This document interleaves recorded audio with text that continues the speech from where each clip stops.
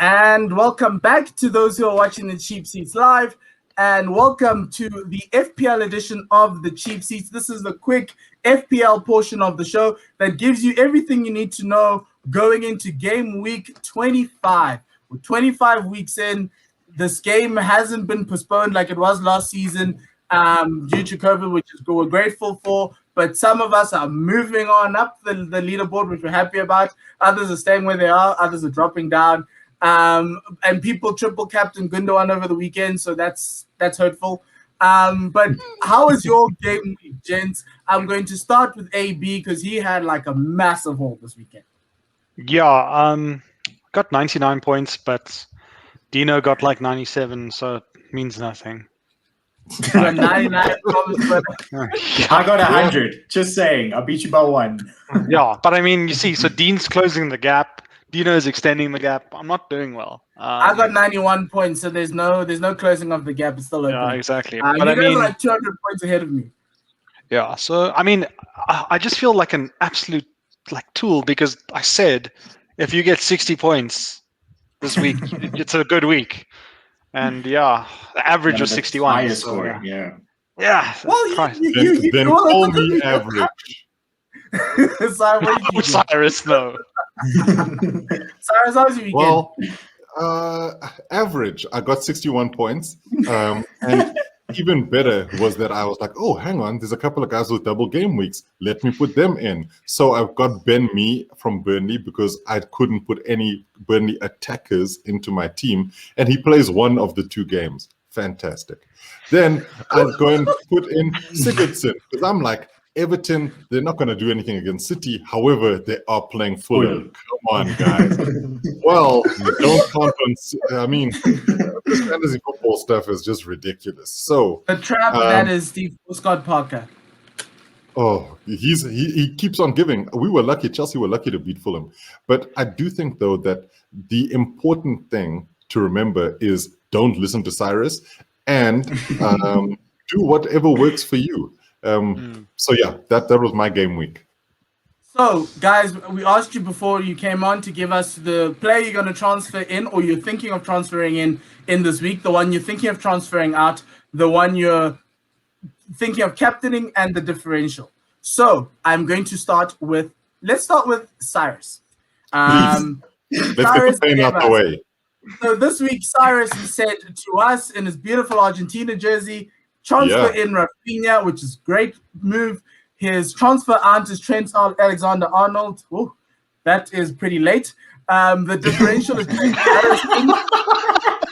And the captain is Harvey Barnes. Why do you still have Trent? Why?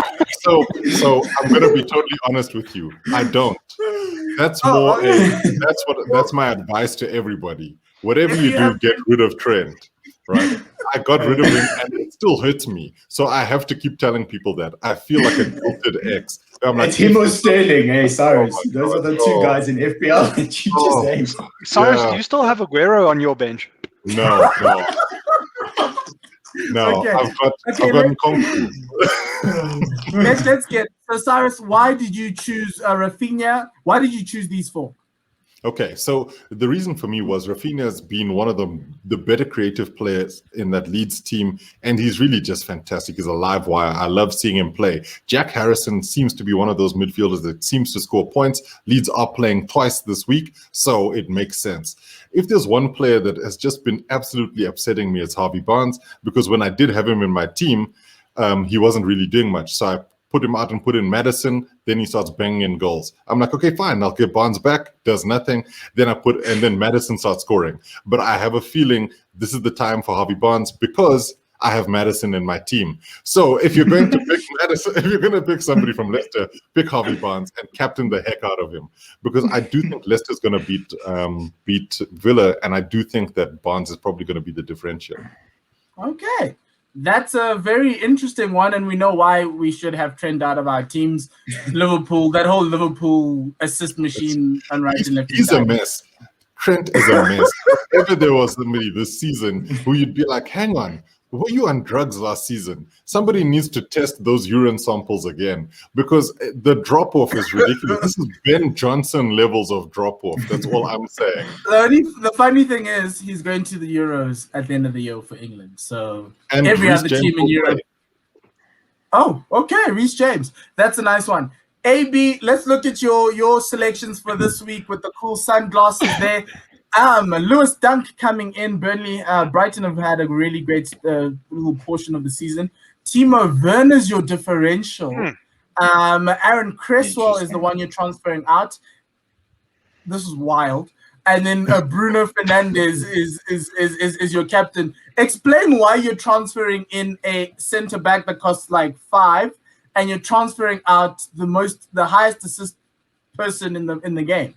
So I thought it'd be controversial, but West Ham's fixtures are a massive problem. But where you are can they be- in the league? Doesn't matter where you, the reigning, like at one stage there was a team ranked first on the log and they lost to team 20th on the log at home. So log position Who was means that? nothing. I can't remember. Sorry, I didn't hear. Sorry. What? You're breaking up. Yeah, so Okay, they've got Spurs next, and I'm sure Harry Kane or Son can score a goal. Then they've got City, then they've got Leeds, United, even Arsenal afterwards. So I think if you've got any West Ham assets, it's time to show. yeah, please. Well, just in the defense, okay. If you've got Souček, keep him because he'll score against United. I can guarantee. But yeah, just And yeah, so will Mikel Antonio. Yeah, I he's mean injured. anyone. Yeah, he's injured. I need to find a way to get him out my team. He just Yeah. came Yeah. back.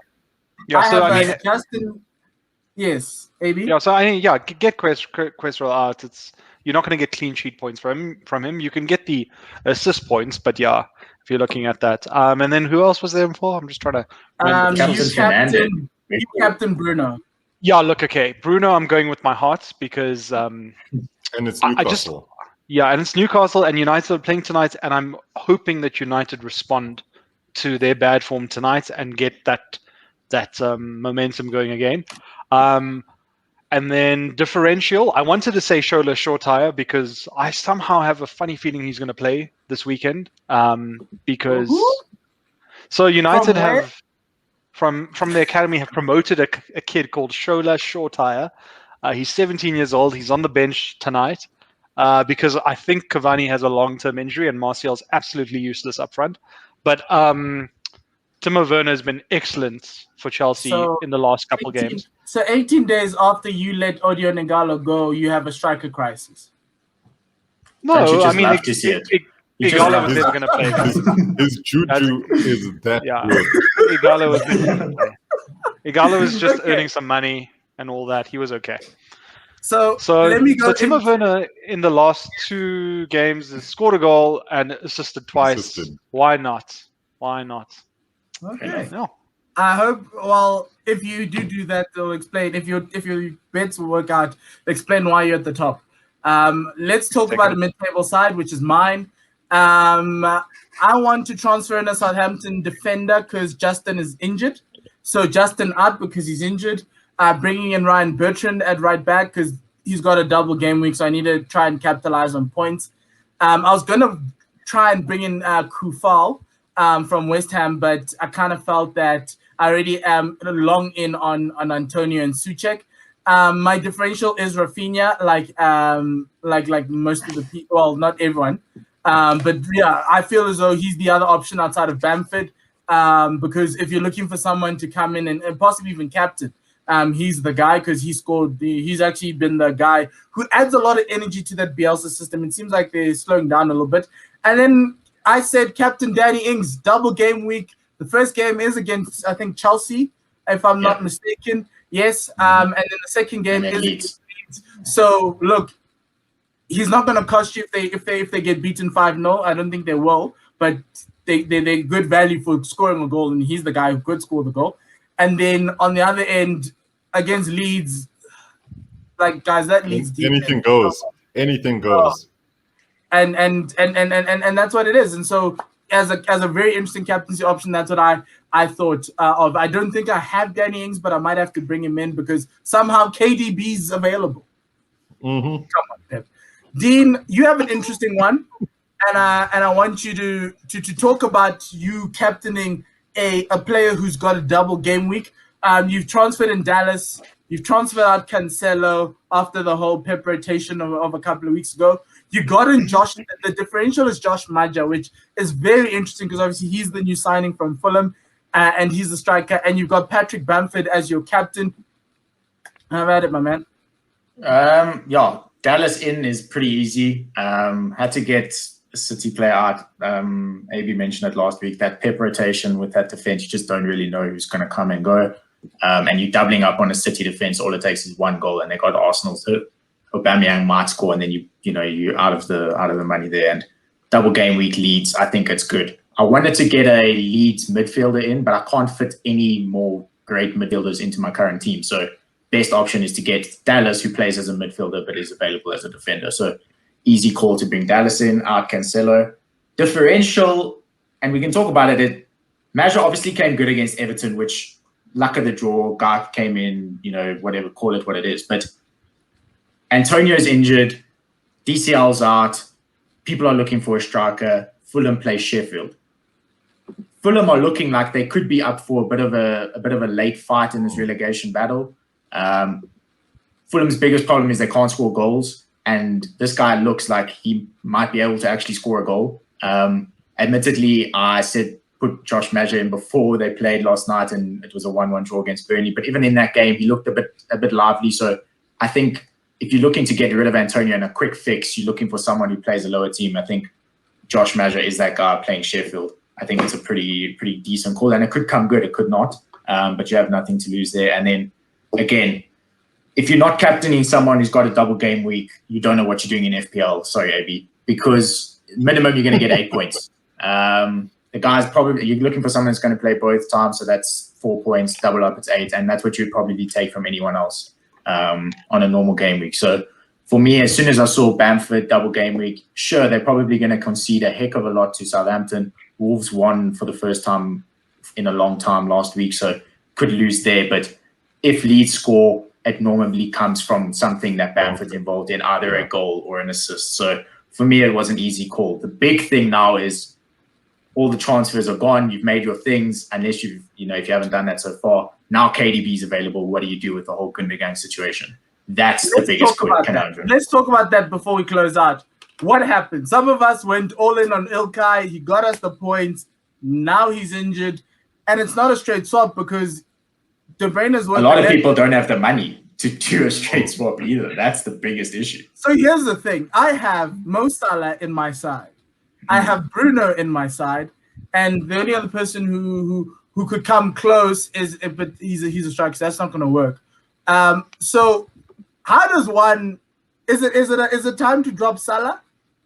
No, don't drop Mohamed Salah. Don't do it. It's a bad idea. I did it, and it's worked out great for me. 61 points. I mean, just makes sense. Why wouldn't you? Okay. I think honestly, I think you wait. Sorry, you wait. Yeah. I think you wait for next week, because obviously KDB came off the bench yesterday, so whether he's going to straight in start, you're not 100% sure. Wait another game, you get that free transfer, and then you might have to take a 4-point hit. And like AB saying, get rid of those West Ham players if they're quite high, and then try to get a KDB in for a straight swap. I am never letting go of Suchek. Also, guys, like City have really tough games coming up. KDB's not going to come there and assist 4 goals. He might assist 1 or 2 max. That's all I need. That's all I need. But then so could Gundogan. We'll see. He's got a 75% chance of playing, so maybe the guy does play. You never know. Yes, yeah. Yes, but the problem is that I have a Son-sized problem right now. No, Son is the problem. Son is the real problem. Yeah. Yes, but there's no other... Oh. Ooh, okay. As I've told you, bet on Leicester, Ferrell. Maybe get Madison and Barnes. That way, one of them. Hedge those bets. Okay, guys. Final thoughts for the weekend. I know you've given us all your captaincy things. Are there any sneaky tidbits that you'd like to let the people know? Oh, let me see. I want to see what Everton do against Liverpool, because Merseyside derby, Everton are in a big slump. Isn't You know. Richarlison good in that game? Good Yeah. value in that game. Yeah. Everton have not won a Merseyside derby in 10 years. So you're saying this is the year. Very I'm not low. saying this is the year. I'm just We saying just it want might goals. be. Yeah, I want to see Mascot. I want to see Deeney run rampant I against don't see bloody it. Trent. I don't see it. I think the problem for Everton really is who in that midfield will create stuff for them, and where will they get the goals from? Because Richarlison also loses his mind, and he's due a red card. So, if anything, Alex Iwobi has also showed that he is. I mean, Fraud Watch has been alerted. So yeah, I'm not sure about Everton getting anything from that game, especially with Calvert-Lewin out. Back Everton at your peril. Okay. The game of the week for me, though, is Villa versus Leicester. I think that's Yeah. going to be a fantastic game. And for my sins, I've got Martinez and goals. So that's going to be a fun one. AB, any interesting tidbits before you go? I don't know. I'm still thinking Luke Shaw right now. He did really well last week with an assist. We're not going down that alley. Hey, he got me. Against Newcastle, he'll get you points. He got me 8 points last week, 3 points the week before. He got an assist, but that was more Bruno's wonderful But here's the left foot problem. than Luke I was Shaw's still cross. disappointed. I had him in my team, but I just somehow was still disappointed. I don't know what. What, 8 points from a defender? He's got high expectations. You know, these Arsenal supporters, you know. Yeah, they're used to Ashley Coles, Gail Hey, look, Clichy's. I said everyone should back David Luiz on the WhatsApp group, so maybe the guy comes good and has a blinder. So we'll see. He has a blinder, oh my word, death of us all. Anyway, guys, thank you very much for joining. Thank you to our listeners and our viewers for joining us on this FPL show. Really have a great weekend. Remember, the transfer deadline is Friday night, an hour before the game, so that's 9 p.m. South African time. So please do make sure you get your things in. Don't be surprised all of a sudden when somehow Suchek or Gundogan is still your captain and you're not playing. And you've got Trent in your team. Yes, you were warned by us. So have a great weekend. Enjoy the football. And yeah, from myself and the guys, Cyrus Dean and AB, le sale kakagiso.